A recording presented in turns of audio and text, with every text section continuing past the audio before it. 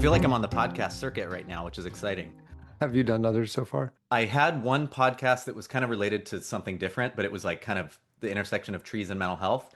And then Oh, I recently got scammed where I thought I was going to join a podcast, and then someone tried to get all my information after like 3 weeks of coordinating and scheduling. They tried to get into my account, so I'm glad that I had a successful one afterward. So you reached out like I think maybe a week later. you're like, oh, I'm sure that's Jonas, right? Yeah. That seems like the lamest phishing scam is to go down a bonsai podcast rabbit hole. I kind of like that. I was so excited because the email that they sent to me, I was so flattered by it. I was like, "Oh my gosh, I'm like so impactful in this community." And it was like supposed to be a pretty big podcast. It was going to be a paid gig. I should have known better, but I guess they got the best of me. My maybe my ego got in the way or I was just excited. Well, at least you have your trees to fall back on. Yes, yes, literally. Yeah, exactly. When did you actually start working on trees? I know it's been a very long time. I actually just was going through the timeline recently. I started in 2003 formally. Mhm. Well, no, I say formally like with a lowercase f. But I grew up on a ranch and we had hundreds of trees on the property. And so I fell in love with just trees and plants, you know, growing up, taking care of them. I did all the landscaping with my dad on the property. So, the full-size trees and the shrubs. I Mhm. loved those. And then a friend of mine and we decided to go in on a little juniper, and I watched it die on my coffee table in about 2003. How long before tree number two entered the picture? Really quickly after. So I like ever since that time, I've had a tree or a number of trees. Oh, So wow. yeah, and it took a long time for me to actually consider myself like competent. Most of the time I was incompetent in this. What put bonsai on your radar in the first place? Um, I mean, I think like most people's, at least in the West, the first exposure is like the Karate Kid. Uh-huh. Um, but I think just it was in the zeitgeist, and I always thought they were so cool. Every once in a while, I'd go to some garden and I'd see what I maybe thought was a bonsai tree. Um, but yeah, it's just something was so cool about it. And when I was trimming trees and shrubs on the property I grew up on, I would trim them what I thought was like kind of cool and like maybe a little windswept. So, I was always trying to emulate what I thought bonsai was. So, Mhm. um, yeah, I guess I would say that was the introduction. It's just I feel like it's always been around. And then my first dead tree propelled me into this lifestyle. Well, maybe I should learn something more. Why did it die? What might I do so the next one can make it 2 weeks instead of 1 week? Or Well, keep it outdoors. yeah, start there. Yeah, and it was sold inside at a Target. So I don't remember the last time I've seen a bonsai tree be sold at Target, but I was like, oh, this is perfect. I have, this is fluorescent light. I have at least incandescent light, so I'll be all right. Yeah, you gotta say it's pretty you can be really forgiving of people who make what ultimately become incorrect assumptions about where a tree will grow just based on where they first see it. Yes. Now, how long before it occurred to you to start sharing what you were doing with it? Because bonsai is something we often do to give us pleasure from that. But then at some point you thought, you know what, I'm going to just put it out there that, hey, this is something I'm doing. Where did that start? That was everyone, well, on my personal Instagram page, I would always just like share a couple trees, like Uh, whatever I was working on. Um, but it wasn't anything like official. It wasn't me teaching anybody. It was just kind of taking a picture of, a couple trees in my backyard. But really, it was 2021 where I created my page. So I like the Zane's Trees page. So I've hit my what 5 year anniversary, May of 2021. It was the pandemic. I decided just, hey, I might as well post a couple tree pictures. I'm gonna like immerse myself in this and share it with others. And it quickly picked up traction. which I was really surprised. I was so Gilbert Cantu, Little Jade Bonsai, is a friend of mine, and he was the one that was like, "Hey, you should like make a page or something. I think it would be kind of cool." So credit to him for propelling me toward the social media thing, and it's just evolved into something that I couldn't even haven't imagined. Like being on this podcast, really, I'm like, no way, no way, not with Jonas. Like really, because you're a legend, and like I've like had, only internet conversations with like Ryan Neal and like just it's pretty cool to be a part of this. And I'm super, honored to just even be here right now with you. So thank you, Well, John. what's funny, it's very possible that a lot more people will recognize you and your trees before they'd recognize me or mine. I guess yeah, in like the beginner novice sphere In the of human being sphere, yeah. yes, the human being sphere. So obviously, I would be really surprised if you said you went into this with any inclination that it would take off anywhere near what it did. What do you think people find so compelling about these things?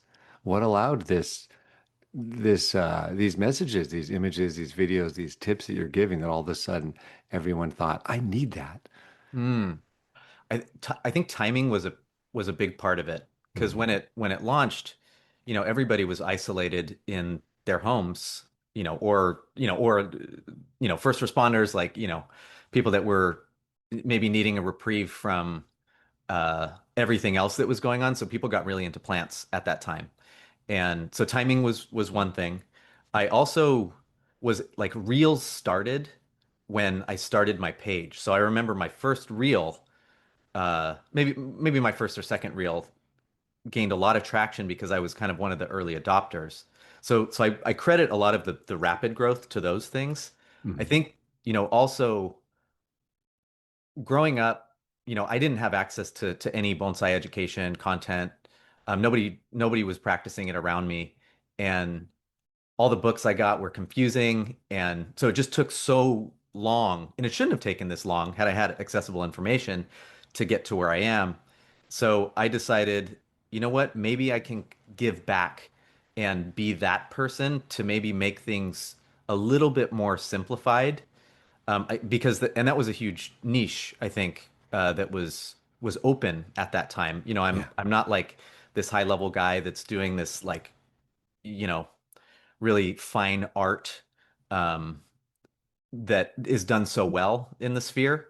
So I think it was just, I was like, you know what? I'm just gonna be kind of that friendly guy, maybe a little Mr. Rogersy, Mhm. um, and have fun with it, make it simple, and allow people to make mistakes through it. I think that was really um, important. It's just approachable. So a lot of people look at it and they say, "Oh, I can do this." And I think one of the big factors was the species that I use. So Portulacaria afra, everybody has that. You walk around, well, in kind of more, Mhm. warmer climates, but it's so accessible. And when people see, "Oh, that's like a little crappy thing I have growing on the ground, I can turn it into that. How do I do that?" So that was kind of a big piece of it as well. Um, and then I just kind of learned the pages that I like to see. I realized that on my personal page, I, post a lot of fun stuff, just myself, my wife, like we're, hanging out, going to Disneyland or whatever that is. But people didn't follow that. They might have liked the tree photo, but they didn't convert to a follower because it wasn't all the same thing. So once I started doing all the same thing, and then I kind of got like a format to show people how do you turn this into this, that's when things just started to kind of blow up because it people said I could do it too. So I think I answered the question. Oh, that precisely answered the question. And it's funny, it actually gives kind of the back end to my first experience. I remember when your site first popped up on my radar, I thought, oh, there's a garden I hadn't seen before. And I remember over the following weeks, I saw multiple shots and I just thought, huh, it's that same garden. It's that same garden. And it's like the camera entered from the right this time, or maybe it was a still, or maybe the camera entered from the left, but it was the same thing. And so I remember my very initial thought was, it's that garden. And then I remember as time passed by, and I still don't think I'd even realized how many people were, or how big the audience was at that point. But then I found that over time, as it started coming up, I became more likely to actually look closely at the images. And instead of being an initial response of, oh, it's that same garden again, it's like, look at all the trees. What's compelling about this? And without even thinking about it, I started paying attention. Oh, well, what tree is that over there? Or what's that one there? And once you get past that initial familiarity, it actually becomes there's something, I mean, refreshing can't possibly be the right word, but once you get the basic kind of understanding out of the way, you can pay attention to a different level of things. And I found it was, and again, comforting's not quite right either, but it actually forced me to pay more attention because it was the same kind of stuff. And then the pattern interrupt is when you would then speak and provide a how-to lesson.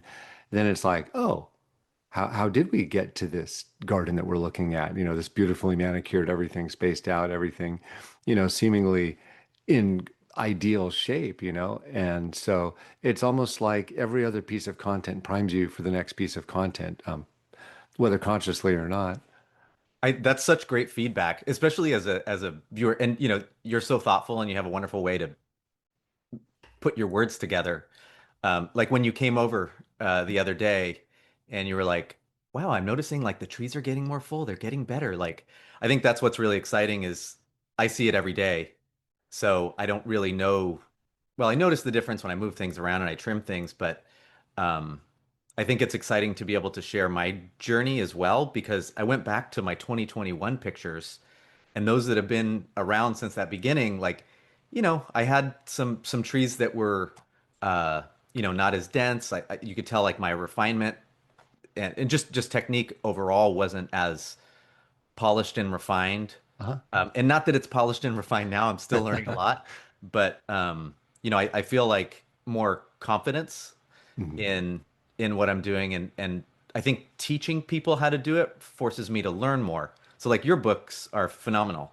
So, the way that you break things down is just so intuitive and I think just I remember reading your book on an airplane like as soon as I got it and I was like, "Oh, this is such a great way to explain this." So anyway, just I don't even remember where I was going with that, but it forces me to continue to learn and consume content.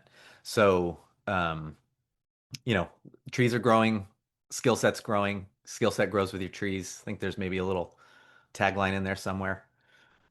Well, thank you. I appreciate that. And what's funny is I still remember, actually, this is kind of hilarious. I still remember the first how-to post of yours I ever saw, and it was like home center gallon can bougainvillea, and you bought two bougainvillea, and you said, so here's a project that you can all do. And it started out you had the gallon can in one hand, and you had one that you'd worked on for a whopping just a couple more years. I mean, it might have been just Hmm. 2 years in.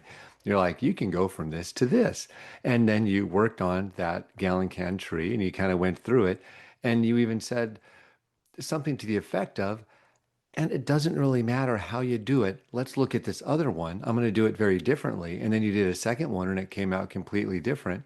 And then at the end, you kind of zoom in on where you had landed and what that initial tree was. And because it's real, it just keeps spinning again, which leads you Hmm. to, if you've done this, here you are again. And I remember looking at that, and it's funny, I still remember it clearly to this day. And I remember thinking, there is nothing wrong with this. This is the process, and this is easily the most relatable experience for the vast majority of people who grow bonsai. It's a funny thing in my universe in that probably not 1% of people who grow bonsai are in clubs. You're already a different kind of person if you've interjected yourself into a bonsai club, and then let alone if you start getting more serious after that.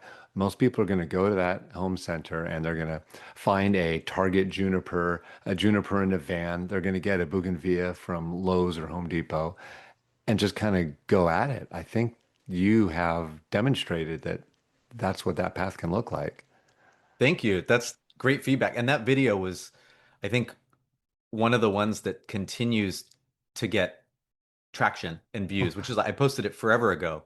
And people love the flowers. They love, the electric colors Yep. and it's the accessibility. I think going back to that, like that's one of the reasons the page has just taken off is because, I don't it's hard to source really good material. Even living in Southern California where there's good growers, like oftentimes I don't know where to find good material, but I've got a Lowe's really close to my house and Mm. I'll make good material eventually. And I think that's the fun of it for me is it's that hunt and it's knowing that this was all an accident and then we get to make something intentional about it. So yeah, it's my favorite piece. That's awesome. It's also funny to talk about what you can do with modest material from some kind of home center. I visited a club maybe just a year and a half ago in Southern California, and I remember one of the participants brought maybe 15 trees that were all 1 or 5 gallons from nurseries, and they not one of them was a traditional species for bonsai. And I just remember, and all of them had been worked on, so they all showed up to the workshop, and I just thought, cool. Like it was all these just big things that had been just cut to nothing. And there was like a butter a branch on each one. And what few old leaves were still there because they were at the bottom of the tree, it looked awful. And so there was very little to do other than talk through, okay, I see this angle for that one or this front for that one. And here's some techniques you'll need for this or that. But there was very little work to do. It had all been done. And I just thought, oh, here's some person who just did not take no for an answer in terms of not finding material. So I came back, I think, one, two, maybe three more times to that club. And about a year and a half later is all, that person's trees were the best looking trees in the workshop. These other people that have been growing a lot of traditional species and been in bonsai 5, 10 years in some cases, it was these fun 1 to 5 gallon trees that, when worked on, because they grow quickly, because it was Uh-huh. Southern California, they developed really quickly. And all of a sudden, it became a really compelling collection. And it just taught me be open to everything, help everything find its next step, and be open to great results. I love that. And finding not commonly used material is really fun. Sometimes it's a little bit of a risk, but I'm always looking at my, neighbors' hedges. What's growing? What's like low water as well, like thinking about the future and, water insecurity. Um, Yeah. but like this little like caprosma right Hmm. here, like that was such a fun one. And I had another one that it was like almost dead, and I got it for $3, and it's become one of my favorite trees in the garden. And you can see right here that cotoneaster Hmm. it's not going to make it. It's it's lost the lowest branch. The next one's going, and I always go back to what you said. I was like, "What do you think happened with this one?" You said, "It's a cotoneaster." So Yeah, that ye olde cotoneaster sudden death syndrome. Yeah. yeah, but that's the fun of it is like kind of playing with those just something cheap. I start at the clearance section most of the time. So I guess another reason why the accessibility component is there is because it doesn't require a lot of money to get started. Um, so I think people get really tuned into that too because it feels like the entry point to bonsai is like, well, I got to spend $1,000 to keep a tree really nice, but actually you can spend $4 and maybe get something that's uh, modest and make it into something nice. And So if your goal's for something beautiful for the backyard, if $4 fits the bill, great. yeah, absolutely. Now, one thing that surprised me was how long you'd had a number of your trees and how much progress they've made over the years. What are some of your oldest trees? So I think my Portulacaria are some of the oldest trees that I have. It's like Hmm. the ones that are on this side Uh-huh. behind me. Um, and those ones were cuttings from the ranch that I grew up on. We lost the ranch in 2008, and we took my dad and we cut out, the oldest port, which Hmm. was, it's the one right here, the kind of the big one. And b- so I took that with me, but the whole time it was growing, I would take cuttings from it and I would just stick them in pots and let them grow. And I think the advantage I had was, the trunks were getting more mature, they were getting thicker. Even if I didn't know what I was doing technique wise, at least I was growing really nice trunks in Nabari. And so these guys are about 20 about 20 years that they've been just growing. And then, a little bit of time on the tree itself. So they Hmm. were considerably thick branches when I cut them off. So yeah, those are some of my oldest trees. And what's cool is that, it came from the ranch I grew up on. So it's kind of like part of my family. And I learned a lot with those trees in particular because they were growing completely different, and I had to take big risks to chop them back and to do something. I had to like let go of holding on to whatever I was holding on to. Mhm. And like the sentimental piece was tough because I was like, what's going to happen? But those trees taught me more than I think anything in the garden because I just trusted the process that they were going to be okay if I did certain actions to them. And I'm really happy how they turned out. Like the one in the middle that kind of like, curves back and forth. I think maybe that's one of the more, I guess, iconic, if that's the right word. Uh-huh. People recognize, I guess, recognizable. Yeah. Um, and that one, it used to be kind of like, the base would come up a little bit and then it would just have two funky trunks that would cross over each other. And then I just decided to kind of draw. One night, I just drew where I think would look cool, and I hacked it back completely. Hmm. And it was looked not, it looked really really bad. I actually posted a video about it. I think I said like this tree is my son, and the video was super fun, but it really showed all the mistakes and the journey that I think maybe is not always shown on social media because everything is really polished. But yeah, so that was kind of cool. I also have some really like older junipers. Those ones, my junipers generally, a lot of those are around. I've been working with those for about 15, 16 years now. And those were just, again, regular nursery stock. Some of them were like a friend gave it to me and he was like, hey, I don't know what to do with this. And so I just kept growing those. So I've got some of that experience under my belt. Um, and then really the newest thing that I'm trying to learn with you is pines, which Mm-hmm. is exciting. So they're thriving. They're right here. This picture is from today. They're doing Nice. really well after the last workshop. But yeah, those are my oldest trees. Learned a lot from them, and they continue to create new trees, which also creates a new problem because I'm running out of space. No other bonsai people have any idea what you're talking about when Yeah, it yeah. comes to What is running out that? of space. That never happens. Yeah, it's funny how much easier it is to acquire than to deaccession trees. Yes. Well, you said something really important that I think applies to or could apply to anyone, whatever species you're growing, however seriously you're engaging it. Is that is you said that it was some of those trees you've had for so long, those Portulacaria that you've had for a long time. You said you learned a lot from them. Do you think you learned a lot simply because you had a lot, because you felt free to experiment with it? What do you think it is that led to that experience of just having and trying stuff that proved so fruitful? Mm.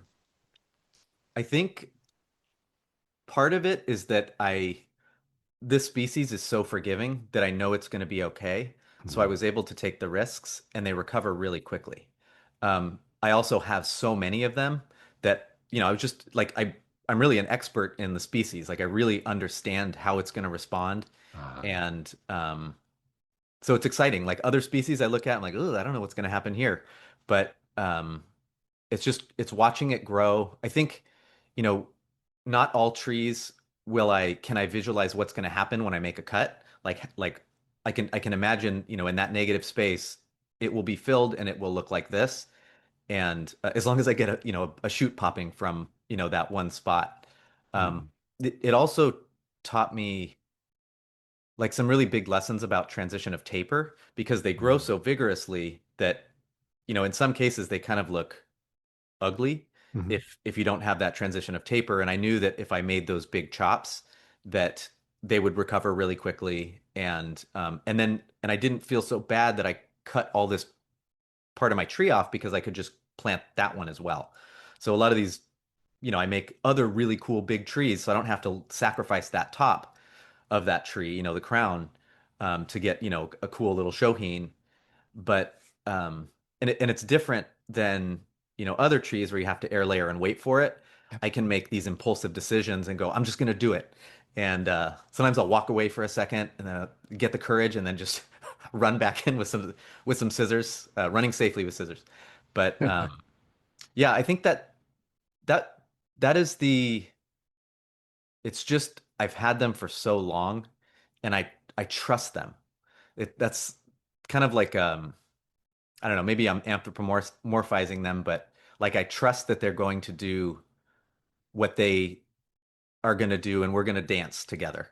So, um, yeah, there's probably other parts to that answer, but that's kind of what I went with. Well, what's neat is, and I think everyone can learn from that, is I've been thinking about how there's different kinds of things we learn when we start growing these trees. There is the design part, which is, how artistically inclined might we be? How do we process trees in 2 or 3 dimensions if we're thinking of the image or the whole tree itself? Where to put the branches, how to orient the tree. There's the technical stuff. How do I physically manipulate the branches or apply the wire, or where do I make the cuts and what time of year? But I think one of the most important things is what you've just put your finger on really well, which is how do you have the confidence that when you do something, you know what the tree's going to do in response? And I know I think of it that way a lot, but you can send someone to a bonsai camp, they can learn everything, but until you follow up on that tree a month, 6 months, 12 months later, or in some cases, 2, 3, 5 years later, it's really hard to internalize those more fleeting technical or artistic things that we focus on learning. And it's yeah, it's just that experience piece. Like Yeah. you gotta live and learn. It's at the beginning it felt really overwhelming, but I would think about like older farmers that would be like, well, I know it's time to do this. I'm like, how do you know it's time to do this? Right. And you realize that just, you do it so many seasons that um, it just you don't have to think about it too much Mhm. anymore to get that response. So yeah, it was like a for me it felt like a shift. It was after big risks and big rewards that I was like, okay, I got it. I got it now. Finally had that click. It's funny. I've said the exact same thing with, different species, but I remember the big chances I took. I remember paying attention to see what happened. And then over the years, the subsequent years, just paying attention what did or didn't work out as I had expected. It's funny. I almost want to start thinking about teaching in terms of, is there a way to teach experience, or do you literally just let go of that entire aspect of bonsai? And just when people ask questions, you just smile and pat them on the head and say, one day, young Padawan. It's so terrible. It's why we want to believe Mr. Miyagi has all the answers because he's been doing it forever. Yes. I was actually thinking about that when I was driving and I was listening to actually uh your recent podcast. I didn't even check who was on it, but it was a woman who was on the podcast with you, really engaging. Uh-huh. Um and you were talking about, you often learn more going into somebody else's garden than you do having them come to you. Yeah. And I was thinking about that because I've been studying with Peter Mackesy Mhm. for I was looking at pictures, and it was about 5 years. And I remember just kind of going to his place and seeing like, oh, I just needed to see it. And then that was part of that clicking as well. So just kind of being immersed in it, watching how somebody might do something, even if they're not explaining it too much. But I really do love explanations. So that's why like I supplement my education with like Mirai, with your content and just reading, experimenting. But I think there is a huge piece to just being um immersed in it that you can get that pat on the head and you'll eventually get it if you're just around it for a little while. It's funny because, yeah, what would be more patronizing than saying, um, you just need to learn it. And when you think about it, the alternative is human beings have yet to know how to convey experience. We can speak from our own experience, and others will either find that compelling or not. But like so many things in life, someone on the outside might be able to tell us what's wrong, but until we live it or experience it, it just doesn't hold the same meaning. It's that concept of growth mindset is Hmm. making mistakes and then learning from those mistakes as opposed to being paralyzed by them. So it creates all those new neural pathways when you're learning from those mistakes. So like it's like this accelerated crash course when you Yeah. mess up. Yeah, accelerating, then quickly decelerating as you crash into the wall. Exactly. Now, it's funny you mentioned Peter McIntyre's garden because his place is an amazing set of examples of so many different species. Not exclusively Shohin, but an impressive lot of Shohin and hmm his ability to grow trees from scratch. And so you can see the from seed projects, the from cutting projects, and you can see what he's done with them over the years. And it's just, I mean, it's an incredible number of trees in a compact space. And so how much easier it is to learn when you just walk two steps over and you can see what it looked like 4 years ago, for instance. And I think also seeing his space makes me not so overwhelmed with mine. 'Cause Uh, he just I was counting one day, like one little bench, there's like, a couple hundred trees on it. Like it's one bench hundreds. of his is my whole garden. And it's really like watching the way that he approaches trees.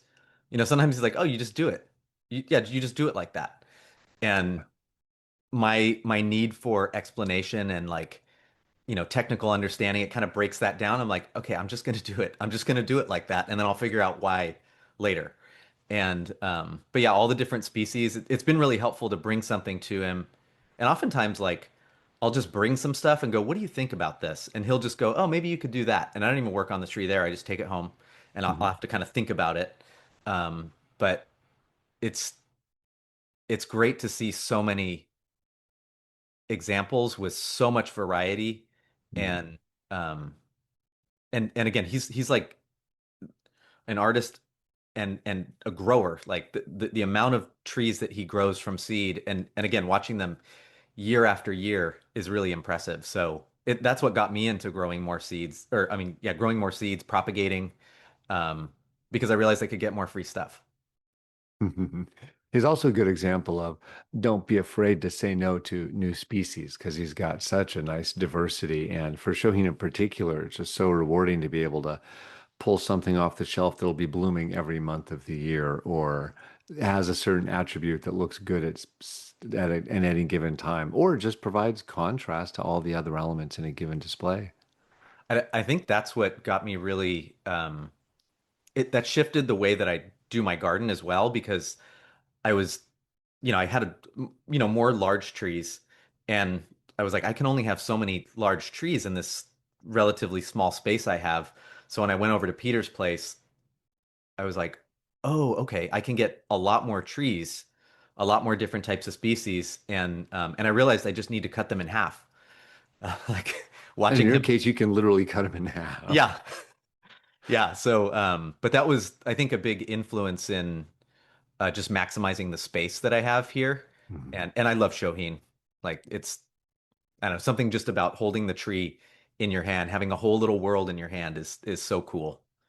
It's funny as I've been trying to consciously build up a Shohin collection. The last time I kind of counted how many trees I had and benches in the garden, I just unconsciously separated the Shohin from the non-Shohin, and I had equal numbers of both in the garden, among things that, resemble bonsai. I've got a lot of projects as well. But as you look in the garden, you don't even see the small trees. They just kind of disappear when they're all mixed together with the bigger trees. But I think it's almost it was almost to the tree, the same number of Shohin and medium or large trees. Oh wow. I have to see your garden. I'm excited. You're I welcome any old time. That would be awesome. I when I travel up your way, I will absolutely take you up on that. I Awesome. I know, some of the trees that you have in your book, they're your trees, right? Yes. Yeah. And I think you have a couple other people's. Definitely. It was, you could say it was a group effort for hmm both books. And so in the first book, it was trees that belonged to a whole bunch of different people. And so it was just a really good mix. I called in a lot of favors and borrowed trees from a lot of people because we had really specific things we were looking for. For the second book, most of the trees are mine and maybe every tree that was worked on is mine, but a lot of the decorative trees, say at the beginning of the book, or just fun examples of here is a tree that is this type. Those were often from other friends' collections. Mm, that is so cool to just memorialize your trees at that point in time in a published book. And the grand irony of it all is because I was spending so much time on the book, the only trees that received any attention at all for a 2.5 year period were the ones in the book. I think literally there was a year or two where I wired maybe one or two trees a year, and it was literally just for the book, or else it would not have happened. It paid off. They look great. Oh, I appreciate that. What's funny is I haven't had time to really wire them since either, and so finally I'm, catching up with all the deferred maintenance, and hopefully I'll get back to the styling this fall. Hopefully before you come and visit, so the place will look a little Okay. better. Did your garden always look the way it does now, or has that been kind of an evolution over time? This has been an evolution as well. If I remember correctly, the majority of my benches were built like during the pandemic. Hmm. So I had this one right here, this three-tiered one. That was the first bench I ever had.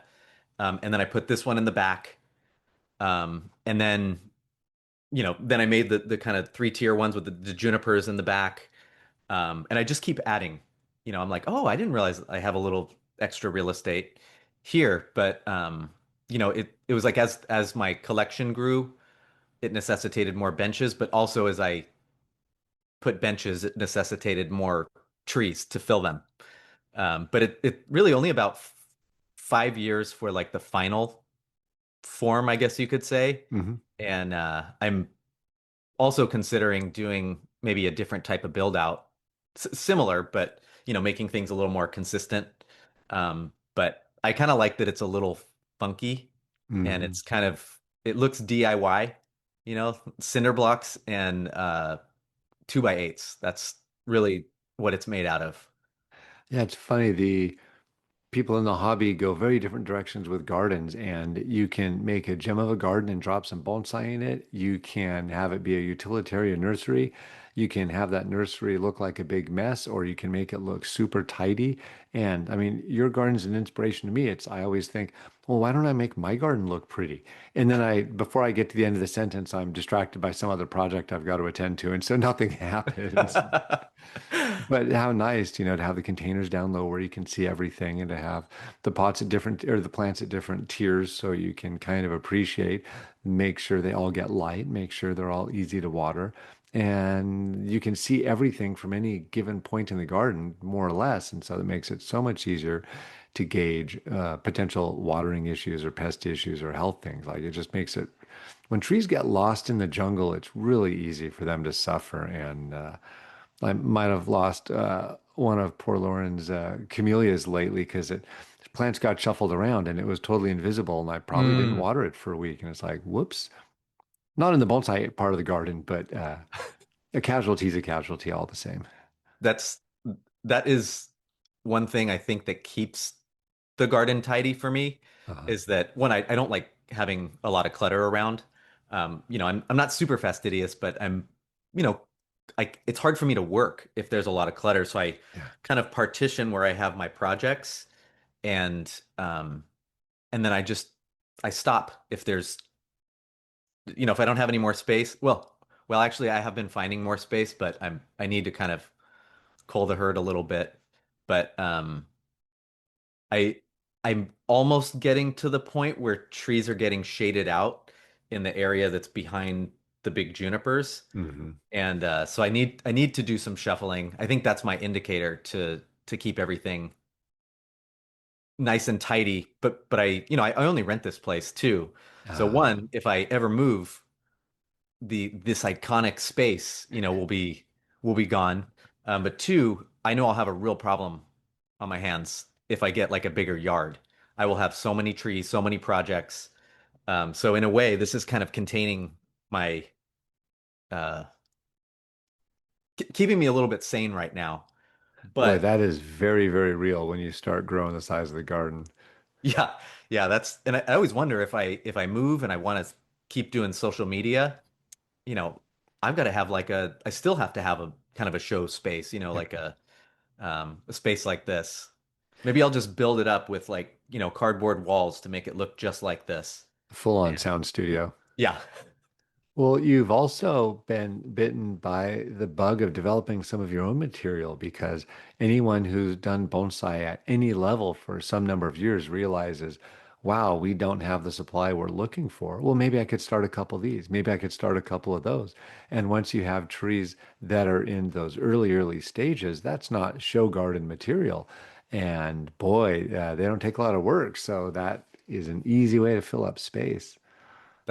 I was thinking about maybe doing some little classes or something, but I've been developing these little pieces for years. Hmm. And then the more I develop them, the more I like them, and I don't want to give them away or even sell them. But Yeah. I will do it. I promise. It's really hard to figure out how to do that. And when you've essentially made you found a way to celebrate just about every single tree on the property because whether or not it's been the focus of a clip, it's been an integral part of the background of every other clip. And so Mm. it's it's like no tree is just extraneous to the whole.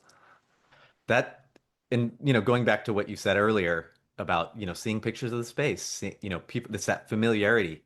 And Yeah. I think for me too, it's that I have that same familiarity with it. It feels comfortable when I Yeah. see trees. But I do like to move them around. But once something is like show worthy, it doesn't it doesn't leave unless Mhm. it dies. Nice. And I have to say, I have a soft spot for blocks and boards growing up where the family business was a retail nursery. Even though we didn't really do a whole lot of block and board tables, the concept of putting like with like just always made sense to me. And I remember on my first trips to Japan, although some of the gardens were just stunning, beautiful works of art, and I've got to say, honestly, much less so 25 years ago than today. The focus on display gardens is just night and day what it was decades ago. But once in a while, I'd see a block and brick garden where all the trees were organized by species or by size. And it always felt right to me because that's what I'd grown up around. And so it's funny, I kind of reproduced the same kind of garden my teacher Boone had. I also reproduced a feeling that I had growing up.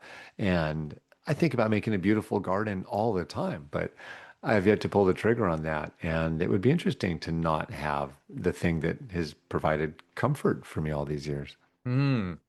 I mean, I didn't know that you grew up in plant world. Yeah, the family business was a retail nursery, and so I met Boone when I was working for the business after college, and otherwise I wouldn't have met Boone, and I wouldn't have started growing trees. I always knew what bonsai was, but it actually wasn't until I saw the first tree that had been wired and styled by Boone, and I remember it to this day. It was a evocative thing, and I remember thinking, I don't know that I love that tree, but there's something really interesting about bonsai. And it all clicked at that one moment on seeing a wired pine as it was. But yeah, the plant stuff I kind of took for granted. I'd grown up gardening and landscaping. I actually thought I'd be either an architect or landscape architect from pretty early on in childhood. Oh, wow. So, did you feel like you gleaned a lot of just like horticultural knowledge and landscaping just by growing up before you jumped into bonsai? Well, I literally was propagating seeds and selling them to my dad in fifth grade as like in my free time. Worked on the vegetable garden and planting flowers. It's funny, at a young age, I loved Japanese gardens. And that's why I liked pines when I was young. And did 4 years of drafting where I was designing, gardens and buildings and things. So yeah, pretty much my entire life I was working with plants. And so when I got my first tree, I took plant knowledge for granted. Now, Mm. also, I thought that a lot of things that bonsai people did was really, really silly and unnecessary. And now I'm even more strict than teachers were with me, 30 years ago. It's funny, like, oh, I've repotted thousands of trees and I didn't wire in any of them. How could that possibly matter? And now people bring trees to workshops and the tree's moving around in the pot. I'm like, no, I'm not touching that. Sorry. We're going to fix this. We're going to do this right. Then we can see about doing something with it That's because so I've cool. learned through experience. That Yeah. I love that.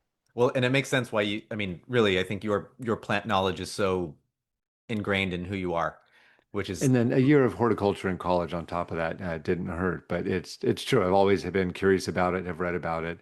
Having worked for an academic publisher gave me lots of excuses to read even more research related to plant stuff. So it's a fun and awesomely complex world. it really is. And sometimes very intimidating. So I appreciate people like you who break down the really complex aspects of it.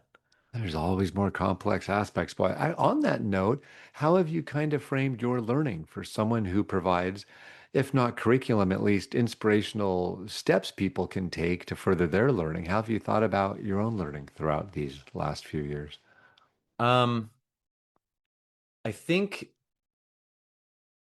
it's consume as much content as you can. Uh-huh. Um, for me, it was finding driving was a really big driver for my learning Hmm. was finding podcasts, honestly. So the first podcast I ever found was what is it? It's Bonsai Stuff with Scott Martin, Oh, who's yeah. an Yeah. Australian guy, and he breaks things down in just a really simple way. His seasons are always opposite mine, so I could kind of catch up on whatever was going on. But that was really helpful is podcast because in my in time where I was filling it up with traffic or the pandemic was going on, I needed to kind of find like something else to focus on. It Hmm. was really calming to be able to listen to something that was like technical.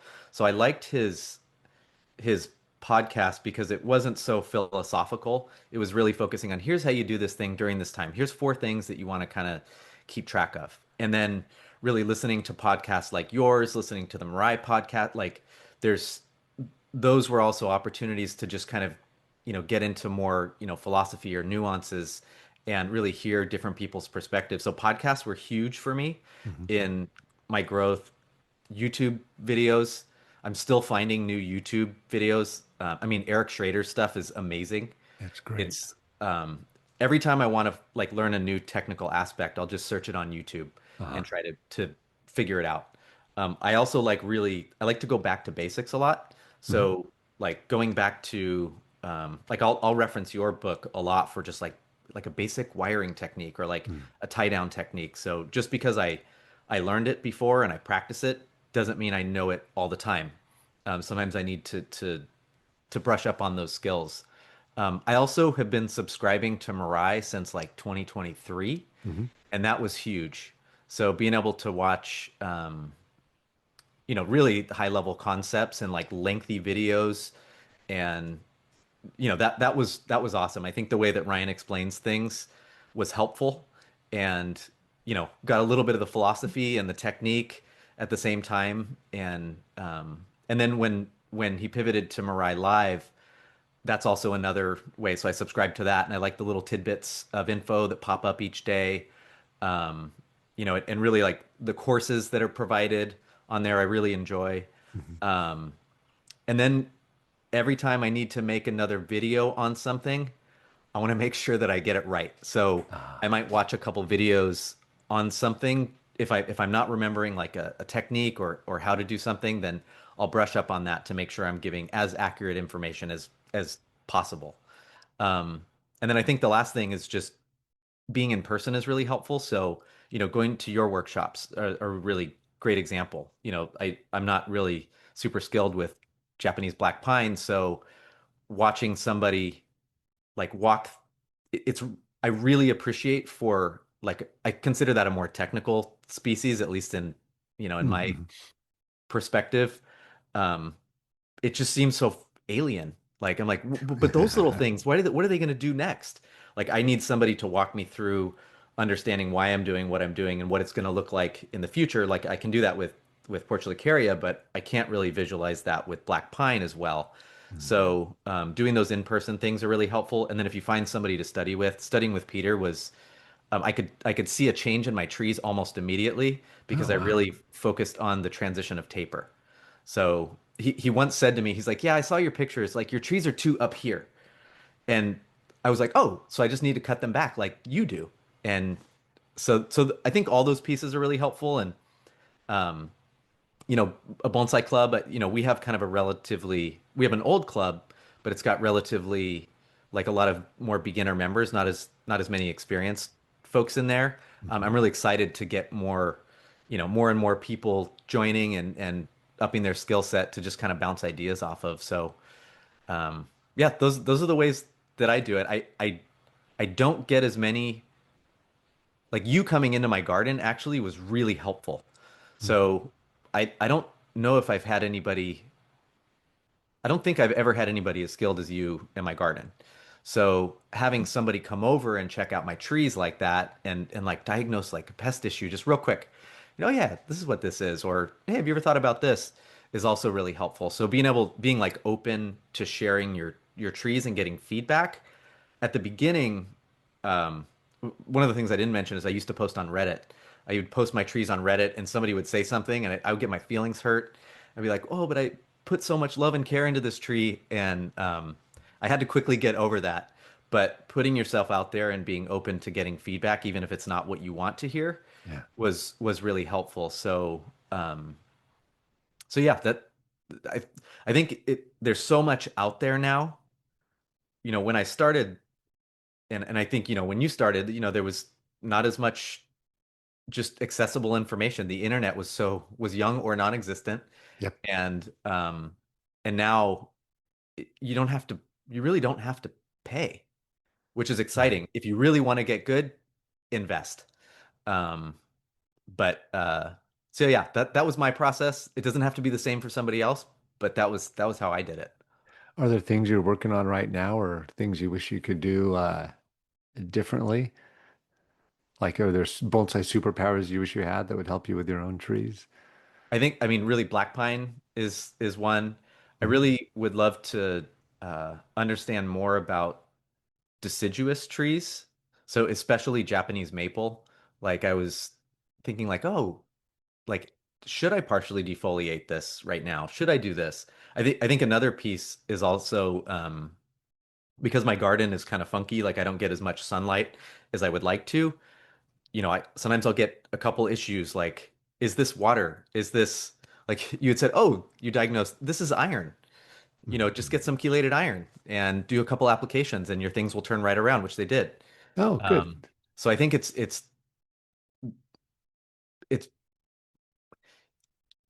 I really, with this, I think there's this hope that it's going to be simple. You're going to water, fertilize, prune, wire, repot, and things are going to be simple and straightforward. But the there's so many other variables, and when you have a health issue on your tree, it just feels like I don't know how to manage this, and I really love this tree, and I don't want to kill it, and I don't know who to ask. Mm. And so I think that maybe if I had to go back, that would be my superpower is learning how to diagnose health issues. Uh, uh, yeah, and that's bottomless based on where you live and what material you're working with, the water, fertilizer, all that kind of stuff. It's very different from person to person to person. So we all have to kind of learn what is it that's going to be at issue in our own collections and then kind of learn one at a time. Okay, what does this? Let's figure it out. What does that? I think having a lot of the same tree is really helpful for that. Oh, big With time. with Portulacaria, you don't get to experiment with those things as much because it's just so hardy. It's Mhm. it's going to be fine. You're going to get like mealy bugs or you're watering it too much, and that's kind of it. So I think getting more like more conifers is helpful for me. More conifers, more azaleas, other types of species. Uh, that's my new adventure in this world. Do you enjoy being a beginner learning these things as much as you enjoy working with the things with which you have greater familiarity? I it's I do. I like to be challenged. Mhm. So I like really humble material. Like I love my nursery stock, trying to figure stuff out. Sometimes the fancy trees are boring to me.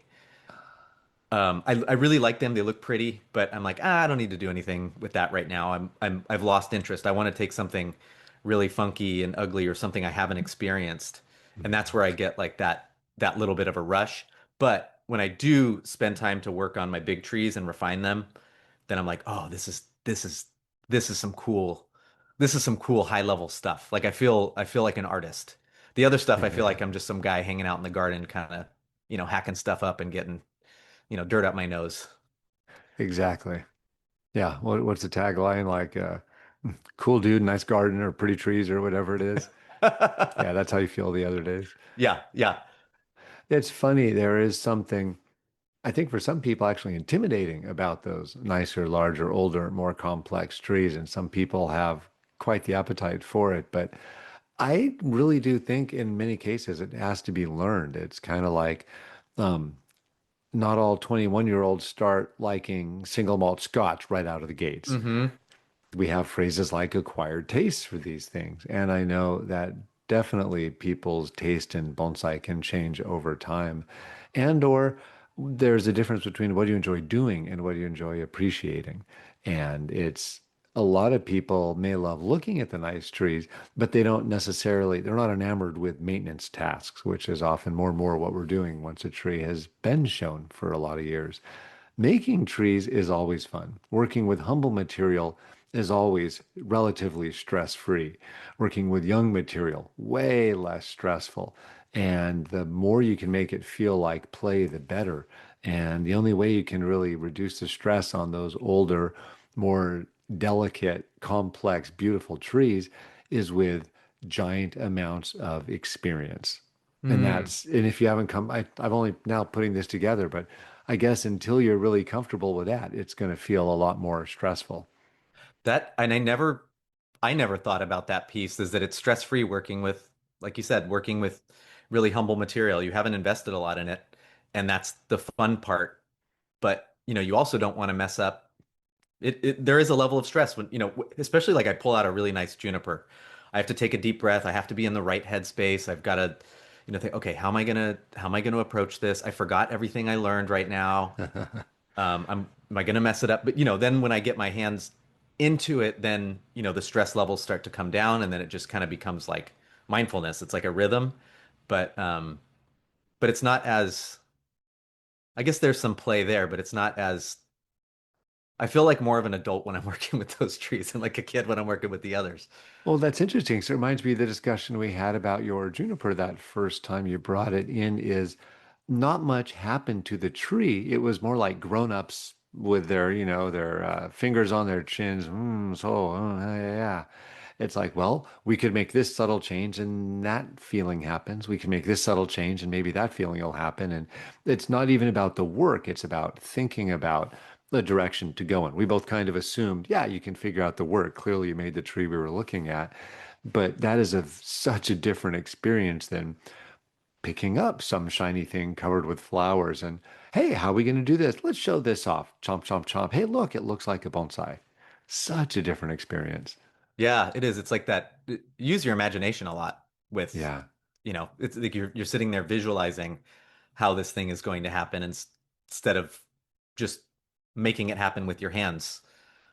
Yeah, I love that too. In moments when I uh you know feel, stress in just personal life or whatever, I'll just kind of visualize the movement of trees and, or maybe think, oh, what if I did this? Just kind of map it out in my head. And I think there's something really soothing to that because I'm not standing, sitting in front of the tree having to make a decision. I'm just playing in that respect. Yeah.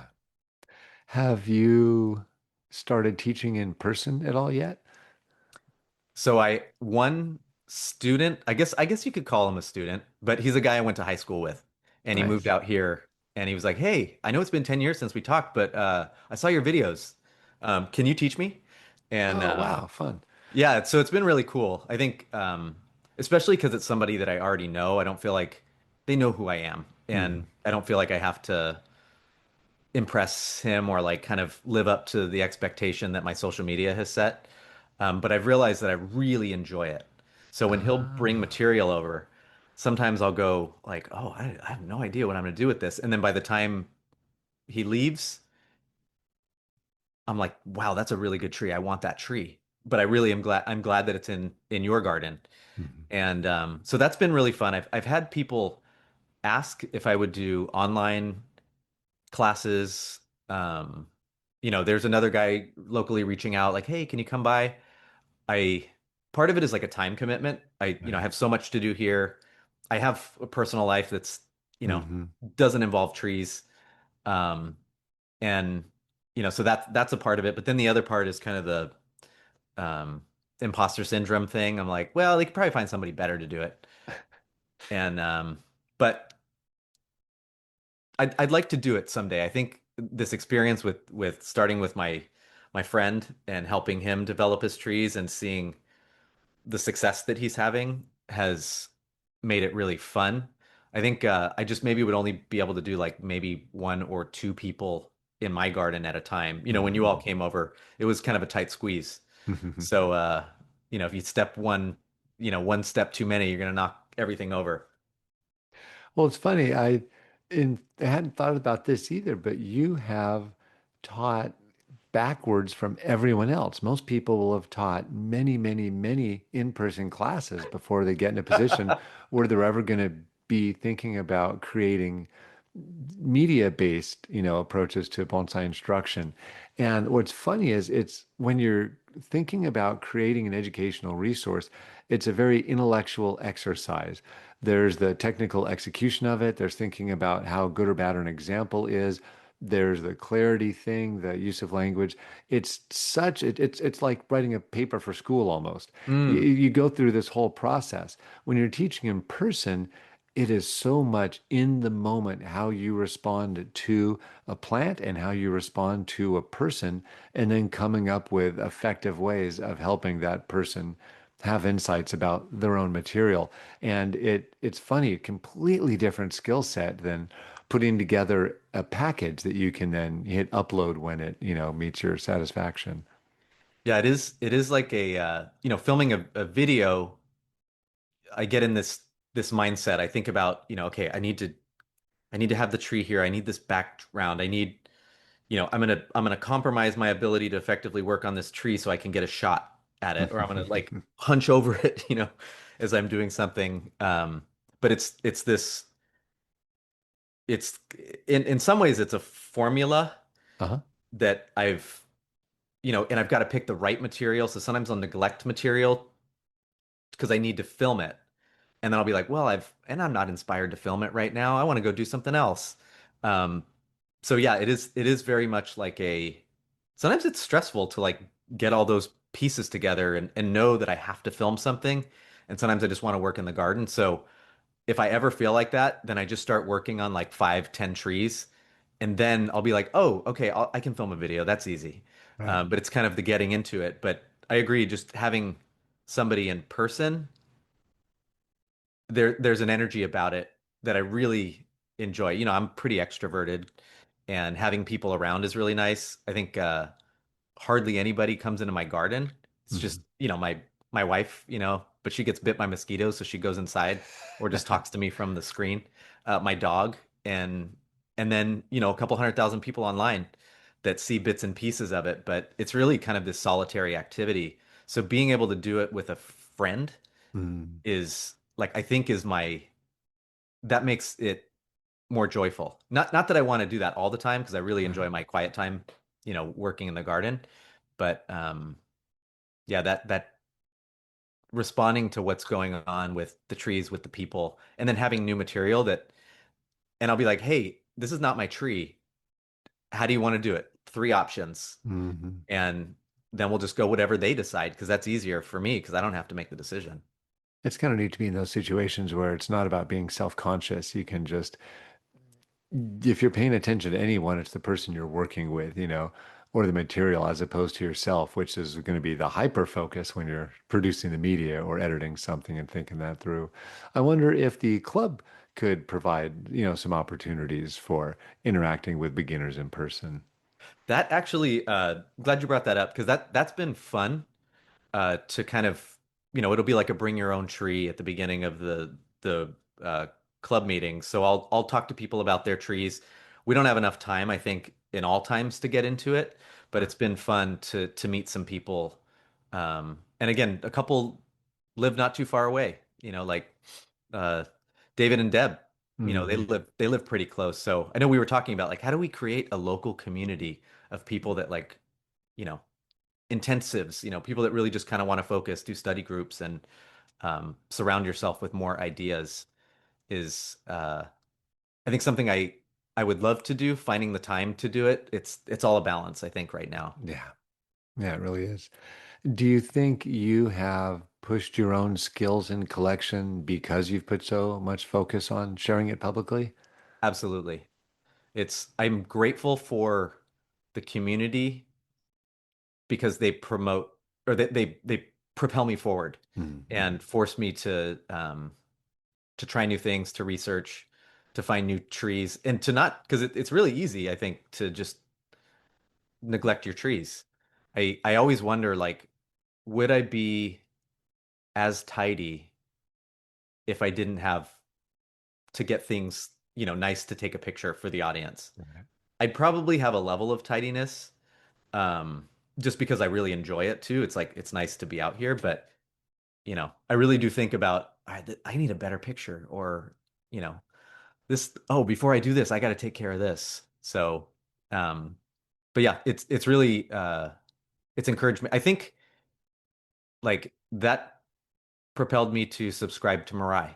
That propelled me to listen to, more of your podcasts, read your books, um, just consuming that content. But that's not the only reason. It's because I love it too. So, it's not just about the clicks. Yeah, it's funny. I know I've felt the exact same kind of thing where I have lower standards than almost everyone in bonsai in terms of what they'll share because I love sharing things in process. But even I have limits where I'll take a picture and I can't do that. I need to put at least one piece of wire there. I need to. I'm adamant about not having weeds in the tree, so always keep the place weed free. Always, keep in mind. And so even if the tree looks horrible, hasn't been wired in years, I'm like, there's still a line where I'm like, okay, that's just unprofessional. That's that's awful. And so I'm definitely always conscious about that. I'm curious, do you have tips for people who are looking to share their own collections and or, what can people do to propel themselves to do better? How would you recommend they go about that? Mm. So in terms of like sharing their collections on social media and Yeah, a lot yeah, of people post really humble starting points. Here's my bonsai bench. It's like every other Reddit subreddit, bonsai sub will, share yeah. that. I think what I first started to do is look at the pages that I like to scroll through. If I would click somebody's page Mm, and I would scroll through it, and again, that was realizing if you want to do a page, dedicate the page to only that. yeah. So, if you have a bunch of random stuff like, pictures of you and your friends or like, a building or whatever it is, people are going to immediately see that and not follow and stay connected to your community. Here and there, that's okay. And again, I'm not saying people have to do this, but this is what I did, and Yeah. it was helpful for me. I think also, if having like maybe a neutral background or having depth of focus was really helpful. Mm, So when I take a picture of a tree, I can't just take a picture of my tree with a certain background because it gets all washed out mm, and visually it just doesn't pop. People don't want to look at it. So I'll set up a little space to take a photo of that tree and then I know that that's my dedicated space and it took time to figure out what that was. So figure out where your space is in the garden. If it's hard for you to differentiate the foreground and the background and the like, I noticed that if there's too much green in the background, you can't see the silhouette of the tree. yep. I mean, I think you have really good guidance on taking a picture of your tree. You're Mhm. really getting that front angle. I think, what do you say? It's like, yeah, well, you Yeah, say it. third of the way up from the top of the pot to the top of the tree. That Yeah. that's the one. So it's like getting a good shot of the tree is really helpful. And then, in terms of making videos, people like to follow a journey. So even if you're just learning, you don't have to have something that's super polished. Um, but have fun with that journey wherever you start, and then people will build that level of familiarity with you and your journey, and I think it's stay consistent. If you want to build your social media, it's like, post reels, post pictures, post carousels, but also don't let it consume you because um, there's a lot of pitfalls of social media where people build their self-worth based on social media, and it can be really frustrating to, if you're like, nobody likes me or nobody likes my posts, be kind to yourself. mine was like that at the beginning. Nobody cared about it. And I just figured out what worked for me. And then I started to kind of replicate it. But now at this point, I'm just having fun with it. And I Mhm. really enjoy the community that it's built, especially in bonsai. You know, if you're a bonsai account, people are generally gonna like, you're in the community. And so yeah, I think that would be my thoughts. And then just get a bunch of stuff and experiment with it. I think people like to see that. Before and after stuff is fun. Mhm. But find your own thing. I mean, I guess yeah, find your own thing, have some balance and stay consistent. That sounds fascinating. I'm literally taking notes. I'm like, yeah, I should probably do that. Says the guy who published, I think, a whopping 2 podcast episodes all last year. Yeah. Consistency. Yeah, yeah, good idea. Well, and that's where the balance comes in, is Yeah. like be kind to yourself as well. Like I'll go through a whole season without posting any videos. I had somebody reach out on Oh, my wow. TikTok going like, "Are you okay?" And I was like, "I'm actually really okay because I didn't post a lot on my TikTok." Things are And great. yeah, I was like, but I do find when social media becomes a burden, I take a step back from it. Nice. And instead of leaning into it, I'll do the opposite and then I'll post when I'm ready because it'll always be there.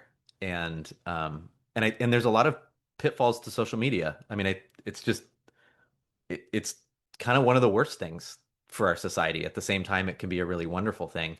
So, I think being part of the the break from it, like people will want to go be in nature after they see like a nature video. Like I'm always Mm, inspired to go hiking after I see something. So, this might be inspiring people to go get their hands dirty and, make some trees and have some fun uh outside disconnected from a screen. So, I think that in a way I'm doing my part even though I'm in the social media machine kind of feeding into it. that's good perspective and good reminder for me because it's easy for me to let go of that feeling because then that can justify me not doing anything. Yeah. Oh, well, if it's bad, then I don't need to do anything. So I guess I can go back out in the garden. Cool. It's But that you're right. balance. It's when you start sharing stuff and when you get the community, that's kind of the magic word. As you said, you like being part of the bonsai community. And if you have a tree and you grow a tree, then you're part of the community. And that's kind of the magic that I think keeps so many people doing all this. Agreed. I mean, again, I never would have imagined that I would be sitting here with you. So wonderful things happen when you're a part of this community. And it's good for friendships, good for mental health. And just be kind to yourself at the same time. To anybody who's listening, just be kind to yourself. That's just good advice for just about anything. Well, I don't know if we can end on a more positive note than that. Anything else you wanted to share with us? No, just thank you again, Jonas, and thank you to anybody that's listening. Like if you do follow my stuff, just thank you. It's been really wonderful. If you don't, that's okay too. Um, but yeah, that's And don't if you're forget to not water. familiar with the work, it is Zane's Trees. Yes, Zane's Trees on all platforms. Well, not all of them, but pretty much most of them. Yeah. Well, I will be really curious to see what your garden looks like in 5 years, and I'll have to force myself to use a Wayback Machine or something because we'll all see it improving incrementally over time, but it'll be fun to see. Um, you can really only tell what direction you're going in once you've gotten there and looked back a little bit. And so I think just, seeing the background behind you there, it'll be really fun just to see what that's looking like several years out. I think that'll be pretty cool. That'll be awesome. Well, you're welcome to come back anytime and take a peek and diagnose my tree's health issues as well. Anytime. That sounds great. Thanks so much. Thank you, Jonas.